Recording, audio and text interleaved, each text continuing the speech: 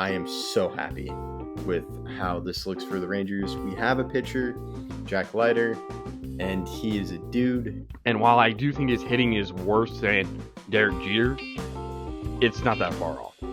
You're not mentioning 2006. You can mention the other people, not 2006. Oh, just because I bought the best soap doesn't mean your room's going to be clean. It just leaves it to where I don't believe that the Canadians had a shot. I really don't like the Clippers just kind of sending it in when they're like... Hi, this is Kelly Forbes with the Dallas Stars, and listening to Outsiders Opinions with Kevin and Austin. What's up, y'all? Welcome to our NHL Opinions of the Week. And later on this week, there will be trades. But Austin, I think it's one of those years where it's tough to predict, with Artemi Panarin already being traded from the Rangers, as well as Quinn Hughes being traded to the Wild. I don't really know who else gets moved. There's not a big guy to me that seems to be on the trading block. Yeah, I think there's maybe some guys that may get traded from the Leafs. I think the Leafs are kind of in a situation where they're the bottom of their division still.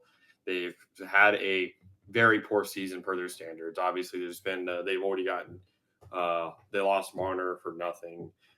They got back Tavares, and they obviously still have Matthews and Nylander. But I think that's a team that, I mean, they are the third worst team currently in the East by points. And them and the Panthers are tied for that mark. But I think they may make a move, but I don't know if it would be a selling move or a buying move. Some of the guys that they may end up trading, I don't necessarily know if they do. It's kind of come at a point. This year is going to be weirder than most years because of the Olympics. I think that kind of makes the trade deadline a little bit awkward to kind of play around. Yeah, I can see it being weird because you have a lot of teams that are just getting back. But part of that also is you could see more trades because of the injuries from the Olympics. That's true. I know the Penguins, they're still in a prime playoff spot right now, and they totally expect Crosby to be back at some point this season. But they're second in the division. They have 75 points. They're in the playoffs by 6 points at the moment. So they're decent. They're 7-3 in their last 10 without looking at overtime wins or losses. But they are going to be without Crosby for another 3 weeks at minimum, probably closer to 4 weeks.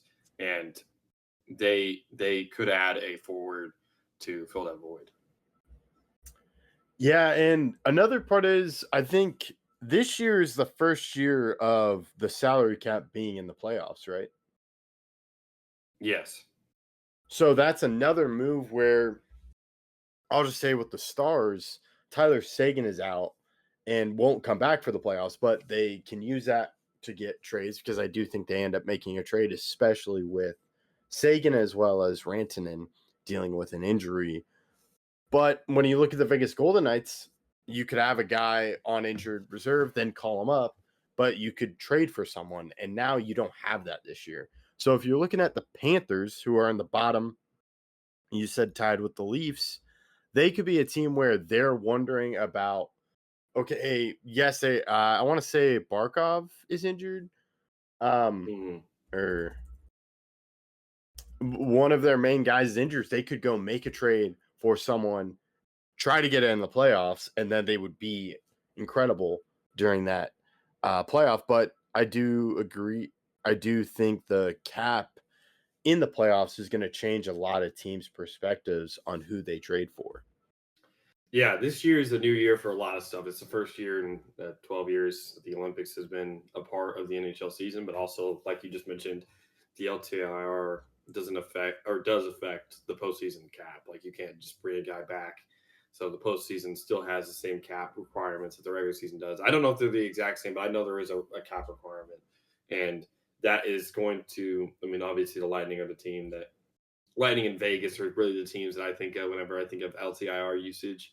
But those teams now that need that LTIR, like I know Crosby right now is on the LTIR because he's going to be out for weeks, but I don't necessarily know, or maybe he's not on the LTIR. He's on the IR. That's right.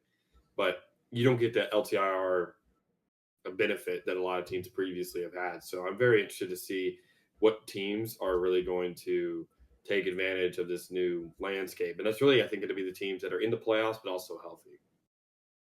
Yeah, and another part that I'm curious is there isn't it a big free agent? I think there are some players. I was reading an article on ESPN. A lot of Seattle Kraken players were listed, but if you look at it, Seattle's not that far out of a playoff spot, so I could see them. They also had the Predators as well with a lot of their moves, and I just don't see that happening.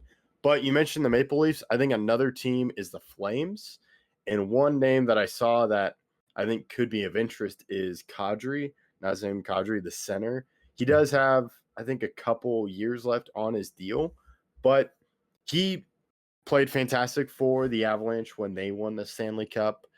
Then he went to Calgary, and I think that could be a move if you're looking for help on the center line, but you have to make the contracts work. So I can see a lot of teams trading away at the bottom of the league, but the Wild already made a move, so I don't see them making another move. It'll be interesting which top teams do that. I think Panthers are an interesting case because they're at the bottom of their division. But I wonder kind of do they go for it even with being this low on the standings right now?